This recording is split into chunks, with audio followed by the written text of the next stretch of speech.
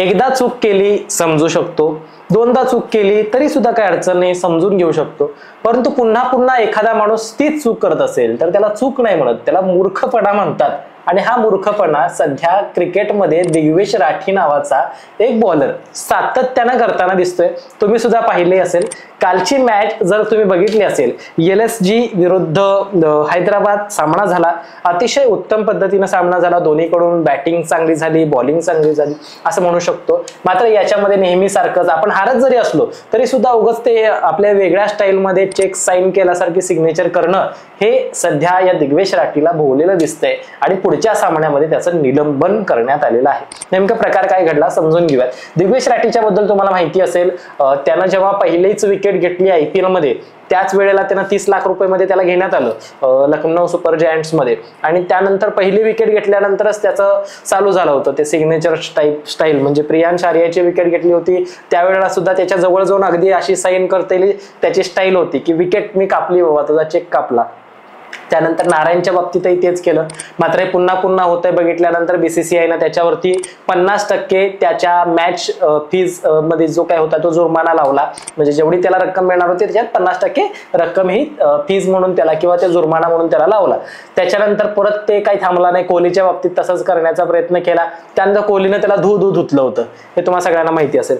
मात्र त्यानंतरही तो थांबतोय कसला. त्यानंतर विराटच्या बाबतीत वगैरे झालं. परंतु कालच्या सामन्यामध्ये 205 धावा ह्या LSGनं काढलेल्या होत्या. चांगल्या पद्धतीने LSG कडून पुरण खेळला होता, मार्श खेळला होता, मार्क्रम खेळला होता आणि यांनी सगळ्यांनी मिळून खेळल्यामुळं जवळपास 205-206 धावा चेस करायच्या होत्या हैदराबादला. मात्र त्यावेळेला चेस करायला आलेल्या हैदराबादच्या टीम कडून ओपनिंग आलेला अभिषेक शर्मा अतिशय उत्तम पद्धतीने बॅटिंग करत होता. त्यानंतर 4 सिक्सेस सुद्धा लावले. म्हणजे 4 बॉलला सलग 4 सिक्सेस सुद्धा त्यानं लावले होते. तर अतिशय चांगल्या पद्धतीची बॅटिंग काल आपला अभिषेक शर्मा करताना दिसत होता.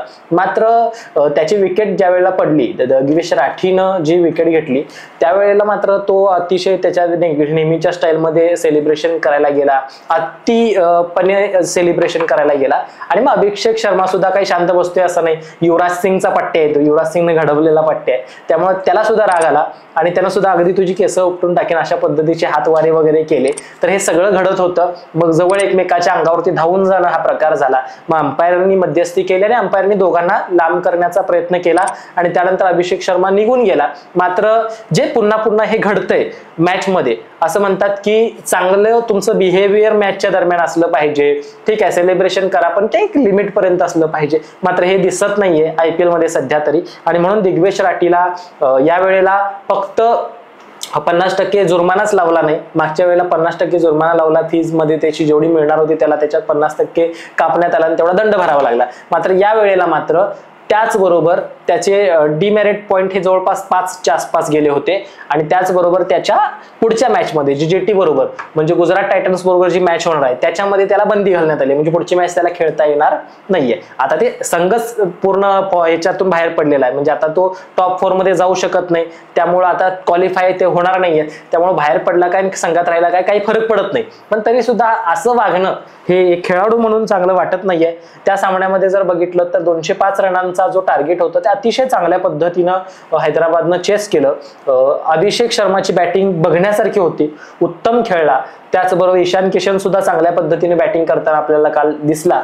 आणि क्लासेनचा फॉर्म बरेच दिवस झाला नव्हता, परंतु त्यानं सुद्धा कालच्या मॅच मध्ये चांगल्या पद्धतीनं संयमानं बॅटिंग केली आणि अतिशय छान पद्धतीनं तो सामना ते जिंकले असं आपण म्हणू शकतोय. मात्र ह्या सगळ्या प्रक्रियेमध्ये जे वागणं आहे दिग्वेश राठीचं हे अनेकांना काय म्हणतात लक्ष केंद्रित करणार आहे. आणि एक चांगला खेळाडू कसा असतो हे बघून सगळ्यात महत्वाचं लक्षात येईल की असं बनू नये. याच्या व्यतिरिक्त जर काही असेल तर ते चांगलं असू शकतं. इतका मात्र वाईटपणा क्रिकेटमध्ये नसावा असं दिग्वेश राठीच्या एकंदर वागण्यातून दिसतंय. तुम्हाला काय वाटतं? कालचा सामना तुम्ही बघितलात का? दिग्वेश राठीचं बोलणं वागणं कसं वाटतंय? त्या विरोधात खरंच तुम्हाला हे चुकीचं वाटत असेल तर कमेंट करून कळवायला विसरू नका.